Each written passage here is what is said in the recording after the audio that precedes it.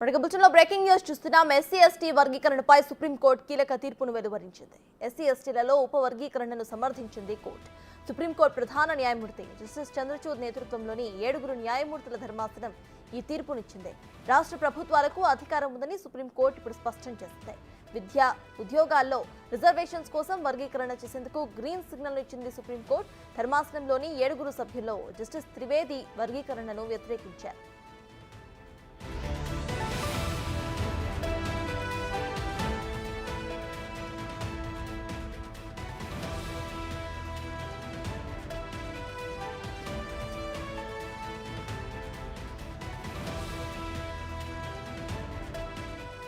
ఇక ఈ వ్యవహారంపై ఏడాది ఫిబ్రవరిలో సుప్రీంకోర్టులో 3 రోజుల పాటు విచారణ సాగింది. వర్గీకరణ సమర్థనీయమని న్యాయస్థానానికి కేంద్ర ప్రభుత్వం తెలిపింది.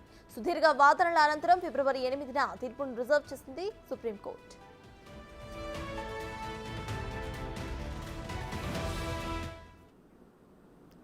ఇదే విషయంపై పూర్తి డీటెయిల్స్ మా ప్రతినిధి శివ ఢిల్లీ నుండి లైవ్ లో అందించడానికి సిద్ధంగా ఉన్నారు. శివ, చెప్పండి, ఇటు సుప్రీం తీర్పు తర్వాత అటు రిజర్వేషన్స్ ప్రక్రియ ఏ విధంగా మారే అవకాశం ఉందనుకోవచ్చు? దాని గురించి ఎప్పటికల్లా ఆ నోటిఫికేషన్ విడుదలయ్యే ఛాన్స్ ఉందనుకోవచ్చు మనం?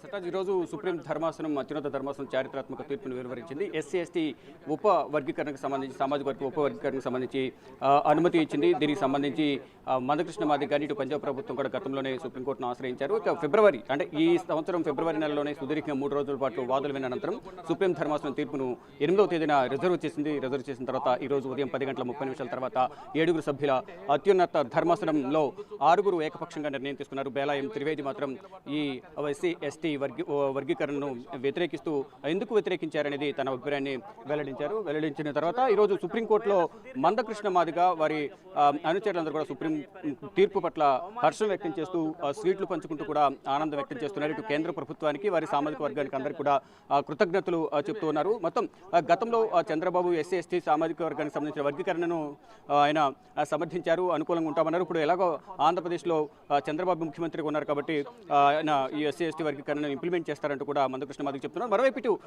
తెలంగాణలో కాంగ్రెస్ ప్రభుత్వం కూడా కొద్దిసేపటి క్రితమే రేవంత్ సర్కార్లో అసెంబ్లీలో సుప్రీంకోర్టు తీర్పును స్వాగతిస్తున్నాము, ఆర్డినెన్స్ తీసుకొస్తామంటూ కూడా రేవంత్ సర్కార్ కూడా కొద్దిసేపటి క్రితమే అసెంబ్లీలో రేవంత్ రెడ్డి ఒక ప్రసంగం ద్వారా తన ప్రకటన విడుదల చేశారు. ప్రజెంట్ మందకృష్ణ మాదిగ ఉన్నారు, వారితో మాట్లాడి మరింత సమాచారం చేస్తుంటారు. ముందుగా మీకు కంగ్రాచులేషన్స్. ఈరోజు సుప్రీం ధర్మాసనం ఇచ్చిన తీర్పును ఏ విధంగా చూస్తారు? ధర్మమే గెలిచింది. ఇదే 2004లో వర్గీకరణ రద్దు అయినప్పుడు మేము బాధతో కన్నీరు గార్చాం. కానీ ఇప్పుడు బాధతో కన్నీరు గార్చలేము, ఆనంద బాష్పాలు వస్తున్నాయి. సంతోషంలో 30 ఏళ్ళు పడ్డ కష్టాలు, బాధలు, అవమానాలు, పిల్లలు చేసిన ప్రాణత్యాగాలు, నా కార్యకర్తలు పడ్డ జైళ్ళు, ఇబ్బందులు, లాఠీ దెబ్బలన్నీ గుర్తుకొస్తున్నాయి, ఆనంద బాష్పాలు వస్తున్నాయి. కానీ ఒకటి మాత్రం గుర్తు చేస్తున్నాం, ఆనాడు మేము ఇక్కడ ఇబ్బంది పడ్డప్పుడు ఎప్పటికైనా ధర్మమే గెలుస్తుందని చెప్పాం. ఇవాళ సుప్రీంకోర్టు చీఫ్ జస్టిస్ గారి ఆధ్వర్యంలో 6 జడ్జీలు, 7లో 6 జడ్జీలు స్పష్టంగా వర్గీకరణ సమర్థిస్తూ రాష్ట్రాలు చేసుకునే అధికారం ఉన్నది, గతంలో లేదనడం తప్పు, దాన్ని కొట్టేస్తున్నామని చెప్పి జడ్జిమెంట్ ఇవ్వడంతో ధర్మమే గెలిచిందని మేము భావిస్తున్నాం. అంటే మీ పోరాటంలో ఎవరెవరు సహకరించారు, ఎవరెవరికి మీరు ధన్యవాదాలు తెలపాలనుకుంటున్నారు? ఖచ్చితంగా ముందు ఈ పోరాటంలో విజయం సాధించడం కోసం విలువైన ప్రాణాలు కోల్పోయిన మా కార్యకర్తలకి ఇది అంకితం, అమరులకు ఇది అంకితం. 30 ఏళ్లలో ఎన్ని అవంతరాలు, ఎన్ని కుట్రలు ఉద్యమం మీద జరిగినా అకుంఠిత దీక్షతో కష్టపడ్డ ప్రతి కార్యకర్తకు, ఉద్యమంలో పాల్గొన్న ప్రతి కార్యకర్తకు, నాయకుడికి, నాయకురాలకి ఈ విజయాన్ని అంకితం. అదే సమయంలో సమాజంలో అన్ని వర్గాలు ఎంఆర్పిఎస్కి మద్దతు ఉన్నాయి. నిజంగా అన్ని వర్గాల మద్దతు కనుక ఎంఆర్పిఎస్కు లేకపోతే 30 ఏళ్ళ ఉద్యమం నిలబడేది కాదు, ముందుకు సాగేది కాదు, ఇవాళ ధర్మం విజయం సాధించే అవకాశం వచ్చేది కాదు. కాబట్టి సమాజంలో ఉండబడి అన్ని వర్గాలకు కూడా నేను రుణపడి ఉన్నాను. ఖచ్చితంగా వాళ్ళకు కూడా ఈ విజయాన్ని అంకితం ఇస్తున్నాం. గతంలో చంద్రబాబు అధికారంలో ఉన్నప్పుడు ఎస్సీ ఎస్టీ సామాజిక వర్గానికి మీకు మద్దతు ఇచ్చారని తెలిపారు. ఇప్పుడు ప్రజెంట్ ఏపీలో చంద్రబాబు అధికారంలో ఉన్నారు, ఏ విధంగా ఉండబోతుంది? మీకు సపోర్ట్ ఉంటుందా? ఖచ్చితంగా ఆయన మీదనే మాకు సంపూర్ణ విశ్వాసం, నమ్మకం. ఎందుకంటే ఇప్పుడు ఇవాళ తీర్పు ప్రకారం ఏ చట్టం వల్ల పునరుద్ధరించబడ్డది? చంద్రబాబు నాయుడు గారు ఉమ్మడి ఆంధ్రప్రదేశ్లో తీసుకొచ్చిన వర్గీకరణ చట్టమే పునరుద్ధరించబడ్డది. ఏ చట్టం రద్దయింది? 2004లో చంద్రబాబు గారు తీసుకొచ్చి చట్టమే ఆనాడు రద్దయింది. మళ్ళీ వాళ్ళ పునరుద్ధరించబడ్డామంటే ఆయన చట్టమే మళ్ళీ పునరుద్ధరించబడ్డది. కాబట్టి ఆయన తీసుకొని చట్టమే కాబట్టి ఆంధ్రప్రదేశ్లో ఇప్పుడు ముఖ్యమంత్రికి ఆయన ఉన్నాడు కాబట్టి వర్గీకరణ చేస్తామని పది చెప్పాడు కాబట్టి మేము కూడా అండదండలు అందించాం. విశ్వాసం ఆయన మీద ఉన్నది కాబట్టి ఖచ్చితంగా వర్గీకరణ అమలు చేస్తాడు. రేవంత్ రెడ్డి గారు కూడా త్వరగా అమలు చేసే విధంగా ముందుకు రావాలని కోరుతున్నాం. ఇప్పుడు ఈరోజు అసెంబ్లీలో కూడా ఒక ఆర్డినెన్స్ తీసుకొస్తామని చెప్పారు. సుప్రీంకోర్టు తీర్పు స్వాగతిస్తామంటే కూడా రేవంత్ రెడ్డి కొద్దిసేపు క్రితం అసెంబ్లీలో కూడా మాట్లాడారు.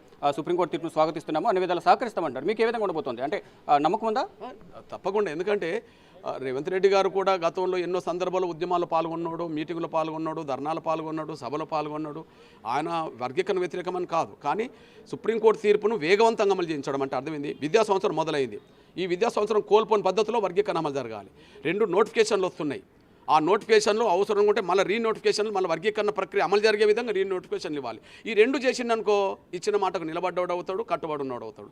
ఉండాలని కోరుకుంటున్నాను. మొదటి నుంచి కూడా కేంద్రం నుంచి సపోర్ట్ ఉంది. ప్రధాని నరేంద్ర మోడీకి సంబంధించి కూడా మీరు మిమ్మల్ని వెన్ను తట్టి ముందు మీ వెంట నేను ఉంటాను కూడా మీకు ధైర్యం కల్పించి ముందు నడిపించారు. మీకు ఏమనిపిస్తుంది? నేను రుణపడున్నా, నా జాతి రుణపడున్నది, మొత్తం నా జాతి వర్గాలందరూ రుణపడున్నారు. విజయం ఎప్పటికైనా దక్కుతుందని అనుకున్నాం. ఎందుకంటే ధర్మం కోసం పోవడం చేస్తున్నాం కాబట్టి విజయం దక్కుతుంది అనుకున్నాం. కానీ గౌరవ నరేంద్ర మోడీ గారు పోయిన నవంబర్ 11వ తారీఖు నాడు హైదరాబాద్లో జరిగిన విశ్వరూప మహాసభకు రావడంతో, వర్గీకరణకు స్పష్టంగా హామీ ఇవ్వడంతో, సుప్రీంకోర్టులో కూడా వర్గీకరణకు అనుకూలంగా కేంద్రం వాదిస్తుందని చెప్పడంతో, ప్రక్రియను ముందుకు నడిపిస్తామని చెప్పడంతో ఆ ప్రక్రియ వాళ్ళ ముందుకు సాగింది, ఇవాళ అమల్లోకి వచ్చింది. కాబట్టి ఈ విషయంలో ఆయనకు మేము రుణపడి ఉన్నాం. ఆయన రుణం తీసుకొని ప్రయత్నం చేస్తాం. ఆయన కండగా నిలబడతాం. సామాజిక వర్గాలను 2 వర్గాలను ఒకరు సమర్థిస్తున్నారు, ఒకరు వ్యతిరేకిస్తున్నారు. అటువంటి వరకు మీరు ఏం చెప్పదలుచుకున్నారు? నేను నా సోదర వర్గానికి విజ్ఞప్తి చేస్తున్నా.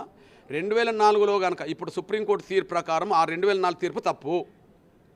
అట్లాంటి తప్పుడు తీర్పు అప్పుడు తెచ్చుకోకుండా ఉండగలిగితే 20 ఏళ్ళు వృధా అయ్యేది కాదు. ఈ దేశంలో దళిత వర్గాల వయసు కనుమరుగైపోయింది. అంబేద్కర్ లేడు, జగ్జీవన్ రామ్ లేడు, మొన్నటి వరకు ఉండబడే మన పెద్దలు కామశ్రామ్ గారు లేరు, అదే కనీసం రామ్విలాస్ పాస్వాన్ కూడా లేరు. దళిత వర్గాల ప్రయోజనాల కోసం గట్టిగా మాట్లాడి ఉద్యమాలు చేసే నాయకత్వం కొంత దేశంలో లేకుండా పోయింది. ఇప్పుడు ఉమ్మడిగా దళిత వర్గాలు అందరం కలిపి ఆంధ్రప్రదేశ్, తెలంగాణ, దక్షిణాది రాష్ట్రాలు దేశవ్యాప్తంగా దళిత వర్గాల ప్రయోజనాలు ఎక్కడెక్కడ దెబ్బతింటున్నాయో వాటిని కాపాడే దిశగా అందరం కలిసికట్టుగా పోవడం చేద్దాం. నా మాల సోదరులకు అప్పీల్ చేస్తున్నా, ఒకరి విజయం ఒకరు అపజయంగా చూడబాకండి. ఇది అందరం కలిసి ఉమ్మడాస్తిని పంచుకున్నట్టు అవుతుంది. భవిష్యత్తులో మన ఉమ్మడి ప్రయోజనాల కోసం కొట్లాడడానికి సహకరించాల్సిందిగా కోరుతున్నాను. ఈ తీర్పు ద్వారా మీ సామాజిక వర్గానికి అంటే ఎస్సీ ఎస్టీ సామాజిక వర్గానికి 2 తెలుగు రాష్ట్రాల్లో ఎంత మేర అవకాశాలు ఉండే అవకాశం? ఖచ్చితంగా గతంలో 15% రిజర్వేషన్లో మాకు దక్కింది. విద్యా ఉద్యోగ అవకాశాల్లో 1-2% మాత్రమే దక్కింది. ఇప్పుడు తెలంగాణలో మాకు 11-12% వస్తుంది. ఆంధ్రప్రదేశ్లో 7-8% రావడానికి మాకు అవకాశం ఉన్నది. అంటే గతంలో కంటే పోల్చుకుంటే మాకు మెరుగైన ఫలితాలు రావడానికి అవకాశం ఉన్నది. మాకు అన్యాయం జరిగిందనేది ఆధారం లేకపోతే సుప్రీంకోర్టు న్యాయం చేయడానికి ఎందుకు ముందుకు వస్తుంది కదా? మేము బాగుపడ్డామనుకో మాకు న్యాయం చేసే అవకాశం వచ్చేది కాదు. మాకు నష్టం జరిగింది కాబట్టి న్యాయం చేయడానికి సుప్రీంకోర్టు ముందుకు వచ్చింది. కాబట్టి న్యాయ వ్యవస్థకు మేము ధన్యవాదాలు కూడా చెప్తున్నాం. విద్యా వ్యవస్థలను ఉద్యోగాల్లో మీరు ఎటువంటి డిమాండ్స్ ఉంచబోతున్నారు? అంటే ఎటువంటి రిజర్వేషన్? ఖచ్చితంగా ఇప్పుడు ఈ విద్యా సంవత్సరం కోల్పోయిన పద్ధతిలో ఆంధ్రప్రదేశ్ ప్రభుత్వం గౌరవ చంద్రబాబు నాయుడు గారు, తెలంగాణ ప్రభుత్వం గౌరవ రేవంత్ రెడ్డి గారు ఈ విద్యా సంవత్సరం కోల్పోయిన పద్ధతిలో ఈ ఉద్యోగ నియామకాల్లో కూడా మాకు న్యాయం జరిగే పద్ధతిలో, వర్గీకరణ ప్రక్రియ అమలు జరిగే పద్ధతిలో వెంటనే చర్యలు చేపట్టాల్సిందిగా విజ్ఞప్తి చేస్తున్నాను. మొత్తంగా చూసుకుంటే ఏదైతే సుప్రీం ధర్మాసనం ఈరోజు ఇచ్చిన తీర్పును స్వాగతిస్తున్నాము. ఎంతో సంతోషంగా ఉంది. సుదీర్ఘకాలం పోరాటం చేశాము. ఎంతోమంది బలిదానాల ఫలితమై ఈరోజు సుప్రీం ధర్మాసనం ఇచ్చిన తీర్పు అనేది మందకృష్ణ మాదిగ చెప్తున్నారు. మరోవైపు కేంద్ర ప్రభుత్వానికి కృతజ్ఞతలు తెలిపినారు. ప్రధాని నరేంద్ర మోడీ తను వెన్నంటూ ఉండి ఎంతో ధైర్యం చెప్పి ముందుండి నడిపించారంటూ కూడా ప్రధాని నరేంద్ర మోడీకి, కేంద్ర మంత్రి కిషన్ రెడ్డి, అలాగే ఇటు బీజేపీకి సంబంధించిన కొంతమంది నేతలకు తమకు మద్దతు తెలిపిన వారందరికీ ధన్యవాదాలు చెప్తున్నట్టు మందకృష్ణ మాదిగ చెప్తున్నారు. మరోవైపు ఇటు కొద్దిసేపటి క్రితమే తెలంగాణ అసెంబ్లీలో సీఎం రేవంత్ రెడ్డి ఒక ఆర్డినెన్స్ను తీసుకొస్తామంటూ కూడా ఆయన సభాముఖంగా తెలియజేశారు. మరోవైపు సుప్రీం ధర్మాసనం తీర్పును మేము స్వాగతిస్తున్నామంటూ కూడా రేవంత్ రెడ్డి ఈరోజు అసెంబ్లీ సమావేశాల సందర్భంగా సుప్రీం తీర్పు వెలువడిన వెంటనే అసెంబ్లీ సమావేశాల్లో తాను ఒక ప్రకటన చేశారు. ఏదైతే గతంలో మేము కూడా ఎస్సీ ఎస్టీ సామాజిక వర్గానికి సంబంధించిన ఉపవర్గీకరణ రిజర్వేషన్లకు సంబంధించి లాయర్లను పెట్టి మేము కూడా మా పోరాటంతోనే, కాంగ్రెస్ పోరాటంతోనే సుప్రీంకోర్టులో ఈరోజు ఈ తీర్పు వచ్చిందనేది రేవంత్ రెడ్డి అసెంబ్లీ సమావేశాల్లో అసెంబ్లీ వేదికకు కూడా ఒక ప్రకటన చేశారు. భవిష్యత్తులో కూడా ఎస్సీ ఎస్టీ సామాజిక వర్గాలకు మేము అన్ని విధాలా అండగా ఉంటామంటూ కూడా రేవంత్ రెడ్డి తెలిపారు. మరోవైపు ఇటు ఆంధ్రప్రదేశ్ సంబంధించి గతంలో ఎస్సీ ఎస్టీకి సంబంధించిన ఉపవర్గీకరణకు సంబంధించి ఆర్డినెన్స్ ను తీసుకొచ్చింది. మేము హోల్డ్ లో ఉండండి. మనతో